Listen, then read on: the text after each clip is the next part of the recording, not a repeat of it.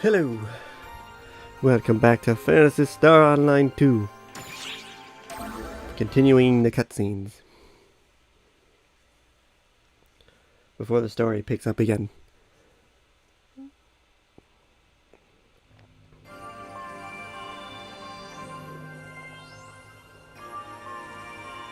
I've finally finished sorting through all that intel dump. Now then, let's dive right in, shall we? We're going to gloss over the more intricate details for now, but I've compiled most of the more important stuff together. Now that I've got everything sorted out, go ahead, ask away. I'll answer any questions you might have. Let's see. I would have done that out of order. The history of arcs.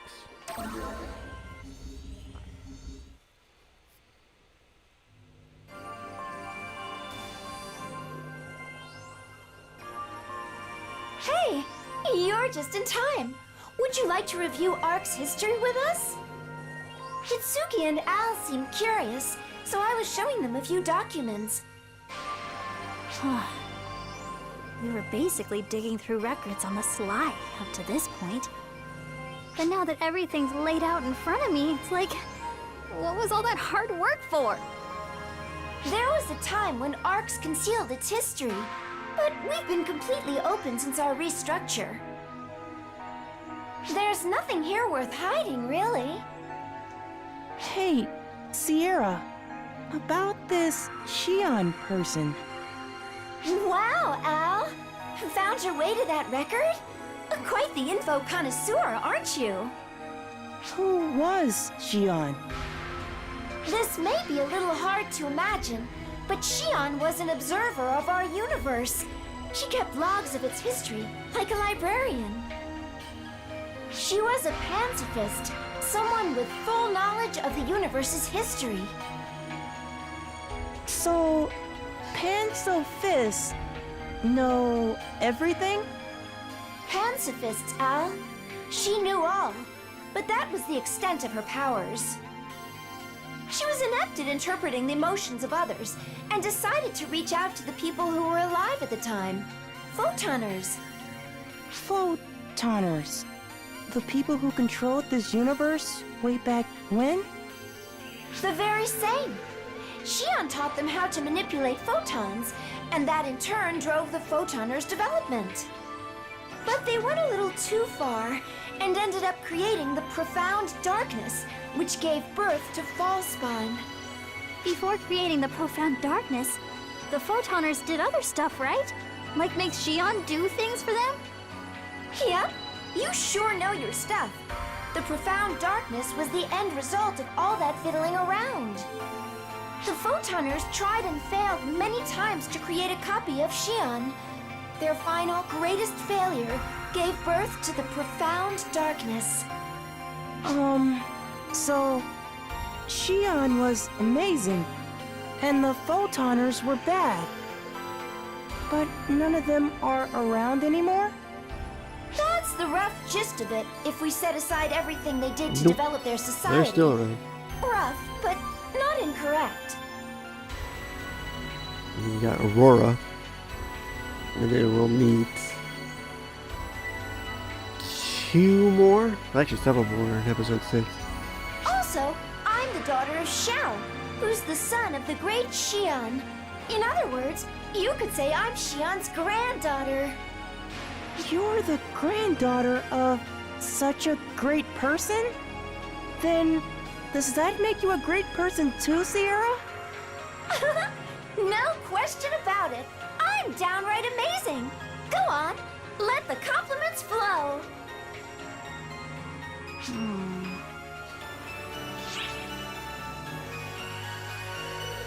Any of that concern you? Oh. Nah. I mean, actually, yeah. One of the things Mother wanted us to find out was the location of the Photoners. But why? I wonder if she was looking into the origin of Arcs rather than its history. Or is she after something else, perhaps? At this point, it's impossible to say.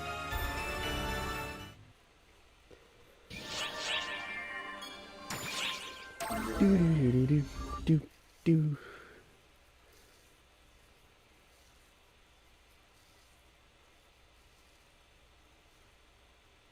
Accessing the Ark ship from Earth was a small-scale operation, but amazingly enough, it happened 12 years ago. Then, as of 2 years ago, it shifted to an investigation where people like Hitsugi started being sent here. 12 years ago. 2016. That's when ether communication technology was established and ESCA made its global debut. And 2 years ago? I can't think of anything major that happened on Earth 2 years ago. I believe the cause is not on Earth, but here.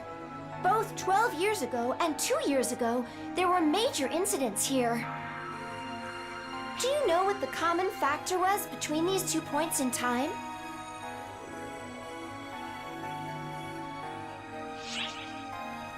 The profound darkness? That's correct.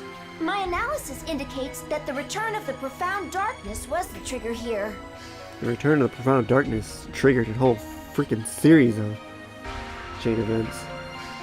I believe that Earth knew when the profound darkness would return, and used that information to change their approach.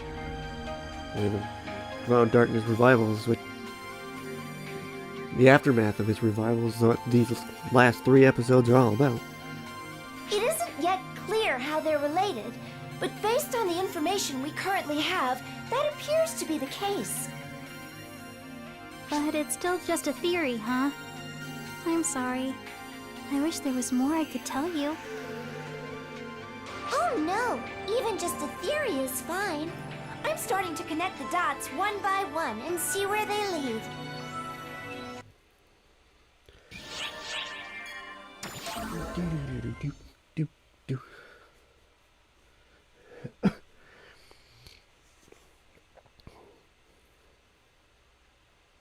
Though there are differences in the way we use them and their composition, ether and photons refer to essentially the same thing. That is why we were able to detect Hitsugi, or the sudden appearance of the enemy forces on the Ark ship. Ether cannot produce as much energy as photons, perhaps due to dimensional discrepancies. However, it excels at constructing information. In essence, they are particles adept at creating shapes or relaying communications. That said, as particles go, they are fundamentally identical. If the same principles apply, that opens up all sorts of possibilities. Sort of like a puzzle coming together. However, that also means they could monitor us in the same way.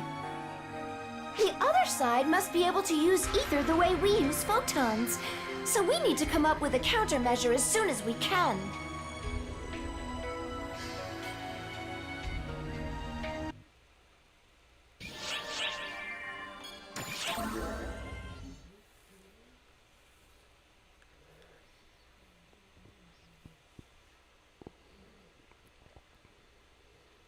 You're talking about the Earthling's unique ability to materialize equipment, aren't you? I have an idea where that comes from. In Ark's operative terms, it's like a summoner's abilities, but for Earthlings. Hitsugi, would you mind materializing that sword for me? Oh, sure. Ame no Habakiri.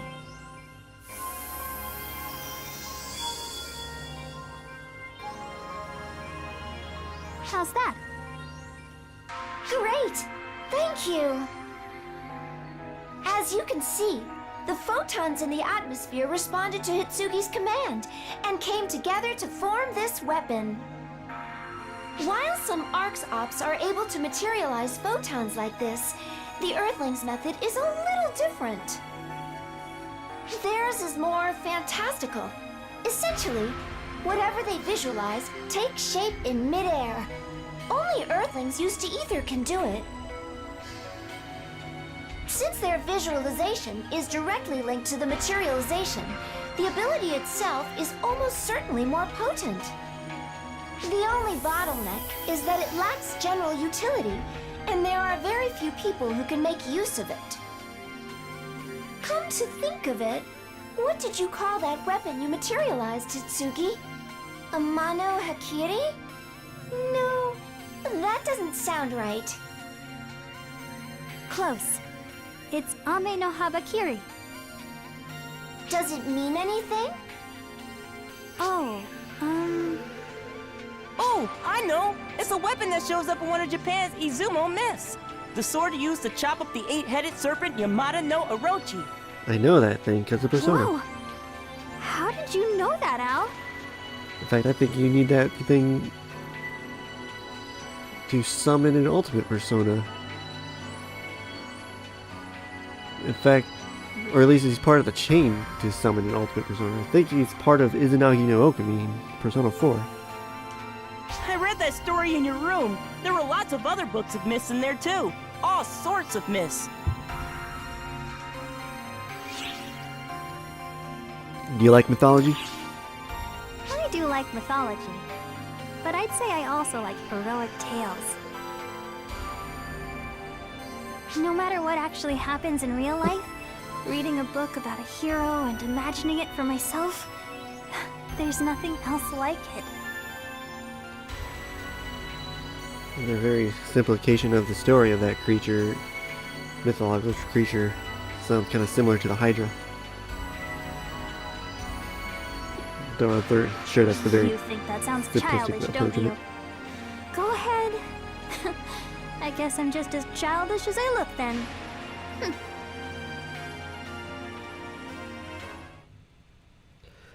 So maybe there is similar between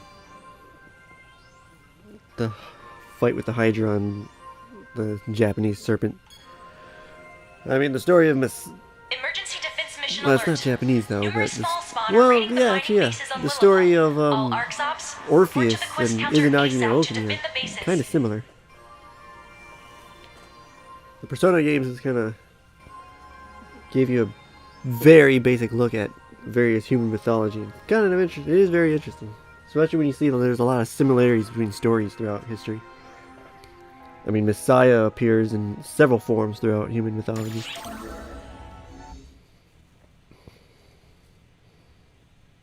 Jesus being the most popular one, probably.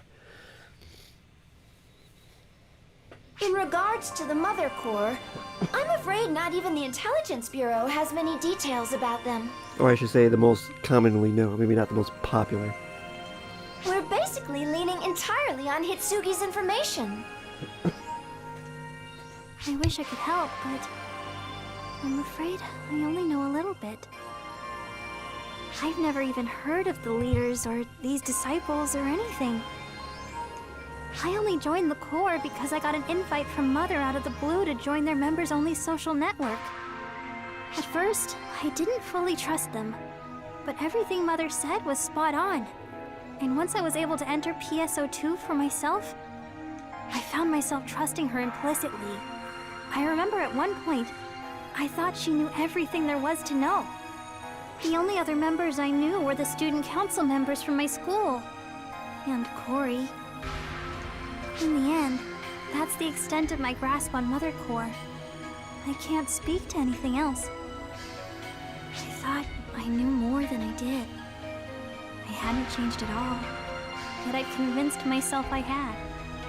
I hadn't gained anything, despite how desperately I believed otherwise. That sort of thing happens to everyone. True. Once you realize how little you actually know, you start to put in the effort to learn. That kind of attitude is much more important. Hitsugi, is not knowing things really so bad? If it is, I'm the worst one here. I don't know anything about myself or anything that goes on around me. No, It's okay, Hitsugi. We've all been there. It's not too late to learn. We can find out together. yeah.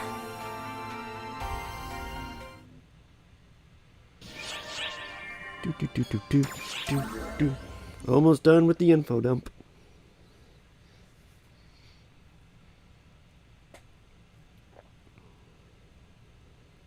Come to think of it, I never did tell you why our Ark ship moved near Earth, did I?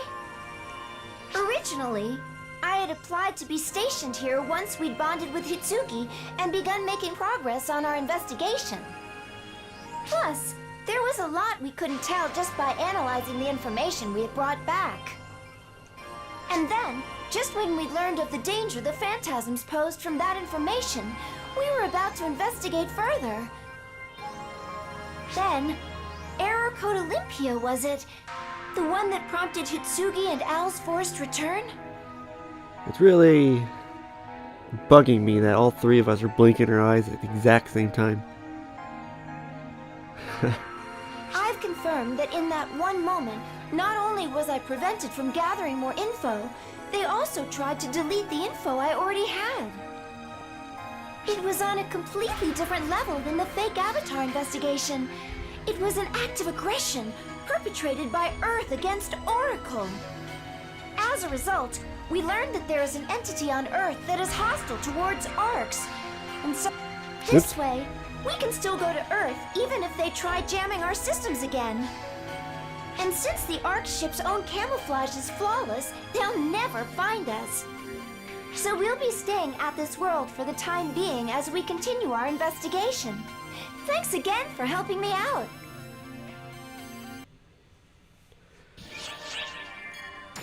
Phantasms.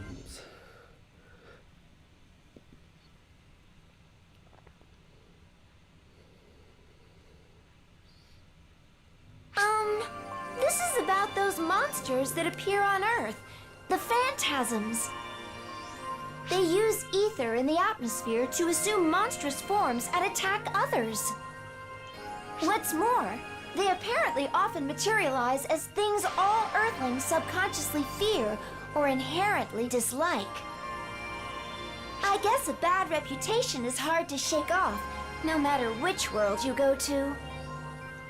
And since they're nothing more than ether, they can't even be seen by or affect people without the aptitude for handling it.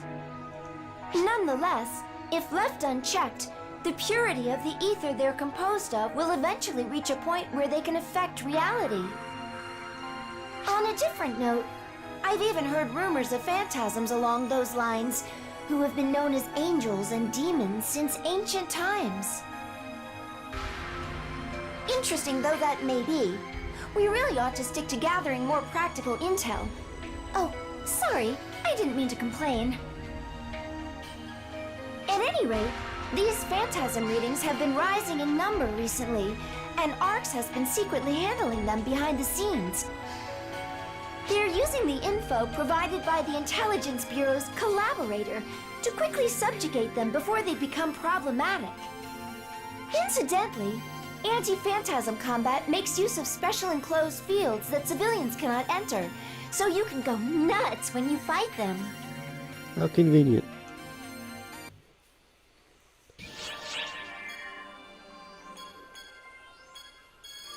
There, now we can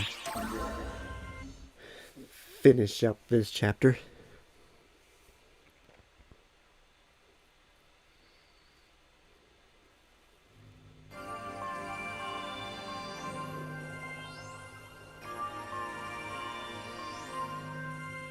Now that we've had a chance to take a look at all this data, our next course of action is...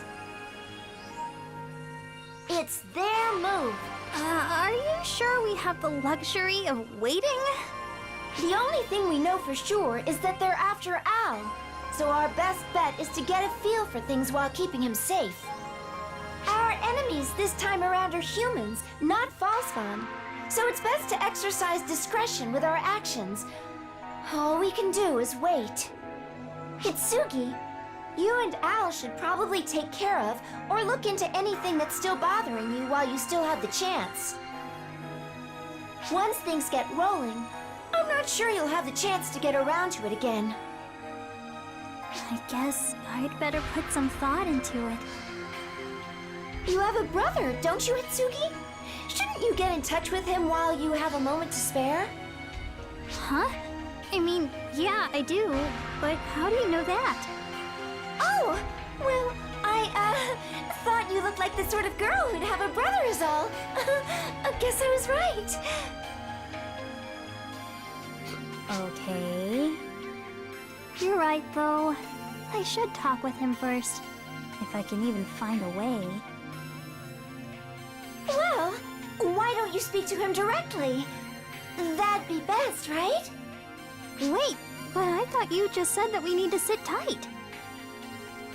That's just standard ARC's procedure. The two of you are guests, though, and I see no reason to order either of you around. Now then, don't worry about us. Go on and talk with your brother. We'll be right here to back you up.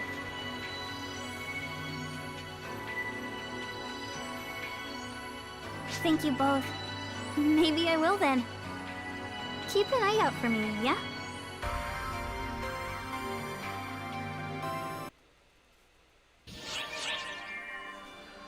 Do do do do do do do.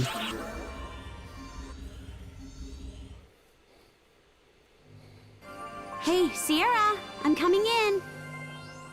Oh, figured you'd be here. Sarah's new look. Sarah, you hardly ever come here. What is it? I heard our friend was back, so I figured I'd drop by and say hi before meeting up with Claris Craze. I heard you're tangled up in a few things. But you look better than I thought you would. Huh? Didn't Xiao tell you anything? He just told me they were back. He didn't go into detail. He's been leaving out more and more info when he contacts me. Wonder if I should cut ties completely.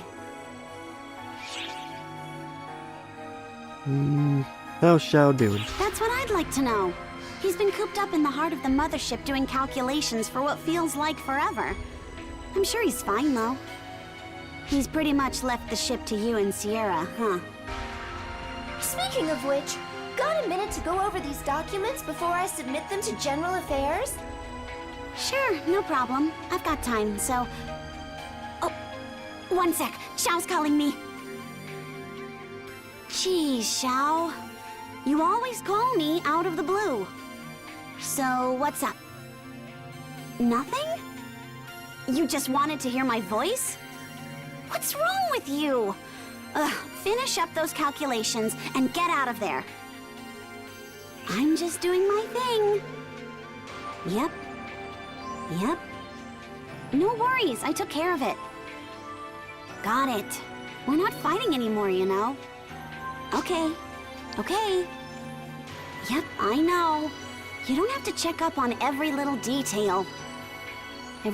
Listen, I'm not worried about you. But I'm heading over there again, so you better come out this time. Okay? Alright then. Bye. He just calls whenever he feels like it. Sorry, Xiera. Now, as we were saying... What? Oh boy, that was, how should I say, simply adorable. Enough! Get on with it, Xiera! I bet there's a problem with the documents Maria submitted, so bust them out! As you wish. And don't you loaf around when there's ARC's business to be done. Go on!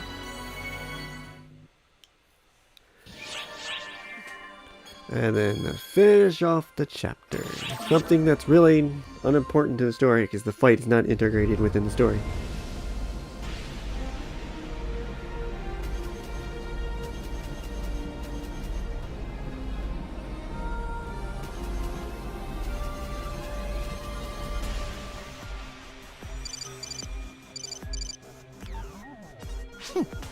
I had a feeling you'd call me soon.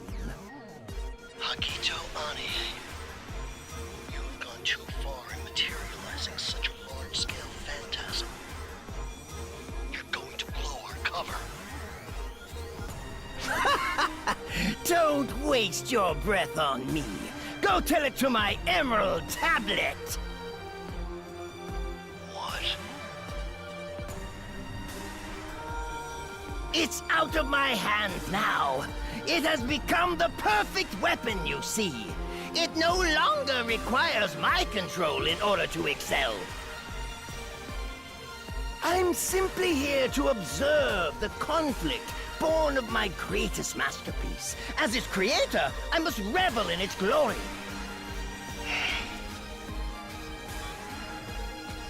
Now go, my emerald tablet. Make your glory known to all who look upon you. Be the herald of my infinite power.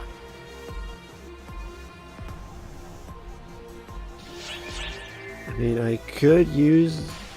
I mean, yeah, see, they give you the trigger, which I already have, and I have not used a single one of my triggers. So, I mean, I could use it to activate the fight and do it solo, because that is a possible solo fight.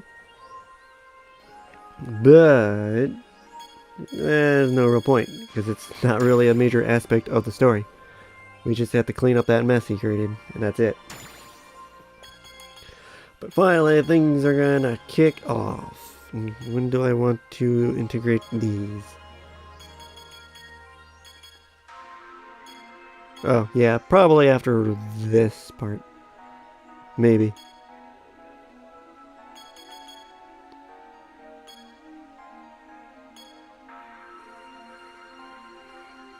Yeah, I'll do it after that. Alright, well, I'll stop this part here. Thanks for watching.